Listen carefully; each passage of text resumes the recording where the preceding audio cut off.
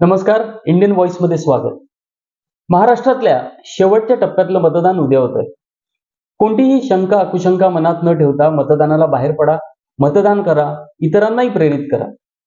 आता मत कोणाला द्यायचं हे तुम्ही ठरवलंच असेल, अभ्यास झालाच असेल, तरी पण परीक्षेच्या आदल्या दिवशी ते पूर्वी गाईड असायचं, तसाच हा छोटासा व्हिडिओ समजा. सर्वात आधी काय नको, उदाहरणार्थ वाईट भांडणं होणाऱ्या किंवा मनस्ताप असणाऱ्या रिलेशनशिप मध्ये असाल तर आपण दुसरं कोण चांगलं मिळणार असा विचार करत बसत नाही, आधी त्या रिलेशनशिप मधनं बाहेर पडू असं ठरवतो. किंवा फालतू बॉस असेल, शिवीगाळ करत असेल, तुमच्या श्रमांची किंमत नसेल, तर दुसऱ्या जॉब मधला बॉस कसा असेल असा आपण विचार करत नाही, तर आधी नोकरी बदलण्याचा विचार करतो. गाडी असेल आणि ती खराब होत असेल, वेळोवेळी बंद पडत असेल, खूप इंधन जळत असेल, त्यात नुकसान करत असेल, तर दुसरी गाडी कुठली मिळेल का हा प्रश्न नसतो, तर आधी ती गाडी विकून टाकण्याचा आपण विचार करतो. अगदी तसंच आधी देशाला झालेल्या आजारातून मुक्त करायचं हे ठरवू. नाहीतर आहेतच गुजरात मॉडेल आणि त्यातलं सुरत मॉडेल, तिथल्या मतदारांना मत देण्याचा सुद्धा अधिकार मिळाला नाही. आणि ही तर फक्त लिटमस टेस्ट आहे. म्हणजे चंदीगड झालं, इंदोर झालं, हे हळूहळू सगळीकडे पसरणार. मग हवाय ना मतदानाचा अधिकार, मग आता आजारापासून मुक्त व्हायचं हे ठरवावं लागेल. आणि ठरवल्यानंतर वेगवेगळे उपाय दिसतील. त्यातले काही पतंजली सारखे भोंदू सुद्धा असतील, त्यांनाही बाजूला करावं लागेल. आणि त्यातल्या त्यात जो कोणी आजारावर चांगला उपचार करेल असं वाटतं तो पर्याय निवडायचा. आणि आता पुन्हा एकदा आठवण करून देतो, कदाचित तुम्ही दिलं नसेल पण अनेकांनी आधी दिल्यामुळे, एक मत दिल्यामुळे देशाला काय मिळालं हे मतदानाला जाण्यापूर्वी लक्षात ठेवा. 2019 मध्ये मोदींना मत दिल्यामुळे देशाला काय मिळालं, तर पंतप्रधानांच्या नावाने फोटोसकट gov.in चा वापर करत सुरू असलेला खासगी फंड मिळाला, ज्याचा हिशोब दिला जात नाही. इलेक्ट्रोल बॉन्ड आणून पार्टी फंड मध्ये अपारदर्शकता मिळाली आणि प्रचंड भ्रष्टाचार मिळाला. पुलवामाच्या स्फोटकांचा पत्ता नाही, देशाला वर्षभर जळणारं राज्य मिळालं. जगभर भटकणारे तिथे फिरकत सुद्धा नाहीत ना, मीडिया तिथलं सत्य मांडते. पोलिसांची शस्त्रागारे तिथे लुटली गेली, स्त्रियांच्या नग्न दिंडी काढल्या गेल्या, हे देशाला मिळालं. स्त्रियांना अत्याचार मिळाले, स्त्रियांवरील अत्याचारांच्या आकड्यांमध्ये प्रचंड वाढ झाली, बलात्कारांचे प्रमाण वाढले. 63 स्त्रिया रोज घरात जाळल्या जातात, रोज 96 बलात्कार होतात, रोज 11 दलितांचे अपहरण होते, रोज 75 स्त्रिया गरोदरपणात मरतायत. 50% जास्त भारतीय स्त्रियांमध्ये रक्तक्षय आहे. मुलींचे सरासरी शिक्षण वर्ष फक्त 4.9 तर मुलांचे 7.5 आहे. ऑलिम्पिक मेडल जिंकणारे व इतर महिला खेळाडू लैंगिक शोषणाविरोधात महिनोन-महिने आंदोलन करतात आणि सरकार त्या खासदाराला पाठीशी घालते, हे देशाला मिळालं. स्त्रियांसाठी सर्वात असुरक्षित देशात 22वा क्रमांक लागतो. पहिल्या क्रमांकावर अफगाणिस्तान, दुसरा सिरिया आणि सर्वात सुरक्षित नॉर्वे 168 वर. लिंगभेद निर्देशांक 146 देशात 127वे स्थान मिळतं. चंदीगडची निवडणूक असो व इतर पक्ष फोडणे असो किंवा इंदोर सारख्या घटना, लोकशाहीची ऐशी तैशी झाली. बहुतुवा भ्रष्टाचार म्हणत सत्तेत आल्यानंतर भ्रष्टाचार निर्देशांकात 80 वरून 93 वर घसरण झाली आणि लाचखोरीमध्ये 38% गुण घेऊन आशिया खंडात तळापासून दुसरं स्थान आहे. कंबोडियाला 36% आहेत. राफेलच्या फाईल्स गहाळतात, ईडीच्या धाडी टाकून भ्रष्टाचाऱ्यांना आपल्या पक्षात घेऊन पावन केलं जातं. मेहुल भाई, नीरव भाई सारखे अनेक भाई देशातील संपत्ती लुटून परदेशात स्थायिक होतात. इन्फ्रास्ट्रक्चर प्रोजेक्ट्समध्ये 7.75 लाख कोटींचा भ्रष्टाचार असल्याचं कॅग म्हणतं. तरुणांना बेरोजगारी मिळते. 45 वर्षातील सर्वात भीषण बेरोजगारी भारतात आहे. भारतातील 83% बेरोजगार तरुण आहेत. तरुणांमधील बेरोजगारी येमेन, लेबनॉन देशांबरोबरीने. अग्निवीर सारख्या योजना मिळतात. भारतात रोज 43 बेरोजगार, 28 विद्यार्थी, 53 व्यावसायिक, 31 शेतकरी आणि 66 स्त्रिया आत्महत्या करतात. लहान मुलांना स्टंटिंग म्हणजे अपुऱ्या आहारामुळे लहान मुलांची उंची घुंटणे. आशिया खंडात दुसरा क्रमांक. अफगाणिस्तान 41% ने पहिल्या क्रमांकावर, 38% भारताचा दुसरा क्रमांक. वेस्टिंग म्हणजे कुपोषणामुळे मुलं अशक्त असणे 21% आशिया खंडात प्रथम म्हणजे सगळ्यात वाईट स्थान. नॅशनल फॅमिली हेल्थ सर्व्हेनुसार देशातील 89% मुलांना पोषक आहार मिळत नाही. 14-15च्या बजेटमध्ये लहान मुलांसाठी बजेटच्या एकूण 4% इतकी तरतूद होती, जी 2021 मध्ये 2% इतकी खाली आली. चाइल्ड लेबर इंडेक्स मध्ये 48वे स्थान होतं आणि जगातल्या सर्वात वाईट 25% देशात गणना होऊ लागली. शिक्षणावर एकूण खर्चाच्या 2.52% इतकाच खर्च केला जातो. भारतात दररोज 30 शेतकऱ्यांना आत्महत्या करावी लागते. शेतकऱ्यांचे कर्ज 2014च्या तुलनेत 60% वाढले. 60. आणि या कालावधीत काही निवडक उद्योगपतींचे 16 लाख कोटींचे कर्ज एकतर माफ केले किंवा राईट ऑफ केले. जवळपास वर्षभर लाखो शेतकऱ्यांनी सरकार विरोधात एका ठिकाणी ठिय्या मारून आंदोलन करणे आणि त्यात शेकडो बळी जाणे हे देशाला मिळालं. सामान्य जनतेला काय मिळालं?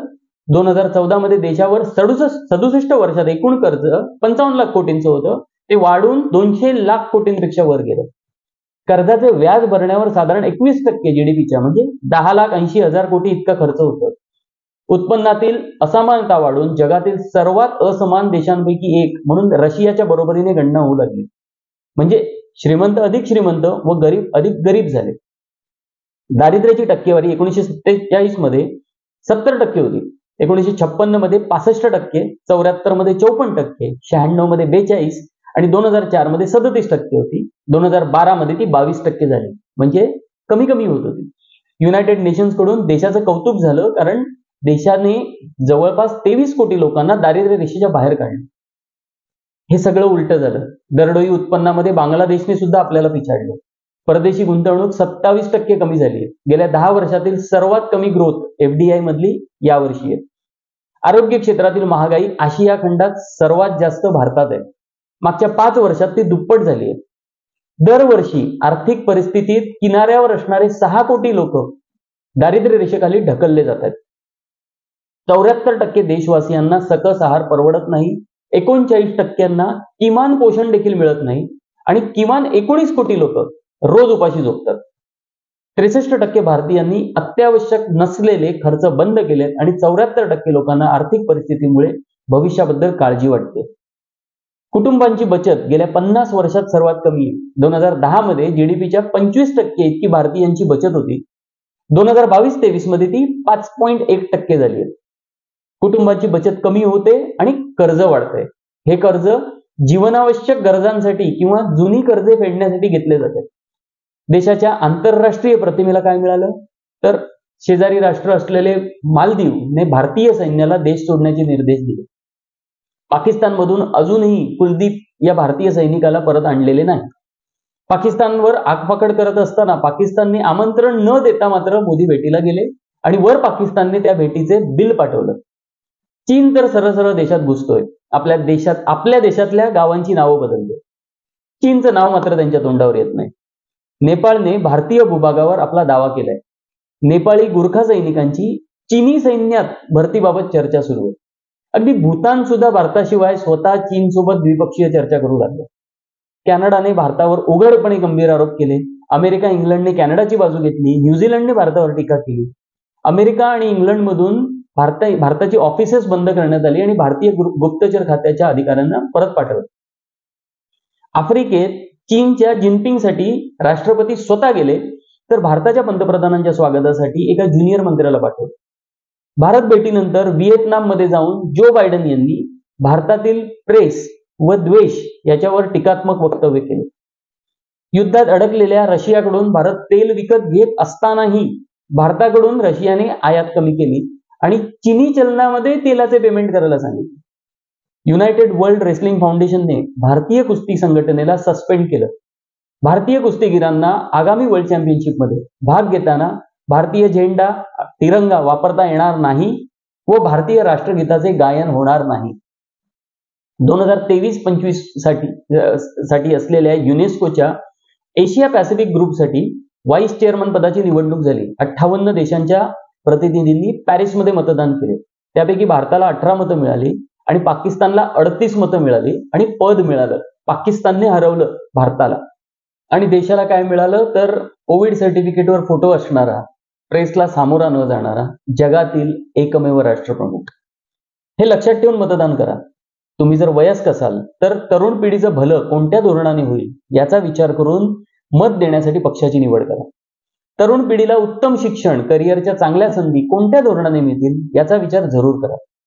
तुम्ही स्त्री असाल तर तुम्हाला मोकळेपणाने वावरण्यासाठी वातावरण, संरक्षण कोण देईल याचा विचार करा.